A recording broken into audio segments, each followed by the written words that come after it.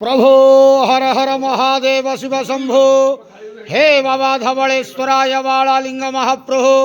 दीपं यदि परम ब्रह्मा दीपं यदि जनार्दन दीप हरत मे पापो पूजा दीप नमस्तुते।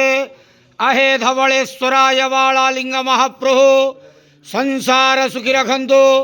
आज पवित्र फाल्गुन मासर शुभ सोमवार रे समस्त श्रद्धालु भक्त मानक आश्रीपद करंतु मनस्कामना पूर्ण करंतु कर्म क्षेत्रोन्नति करंतु ग्रहरिष्ठ खंडन करंतु जगतर मंगल करंतु विश्वर कल्याण करंतु आपणकर नाम प्रकाश करंतु सेवकर डाक श्रवण करंतु समस्त गुआवसा भक्त मानकर मनस्कामना पूर्ण करंतु।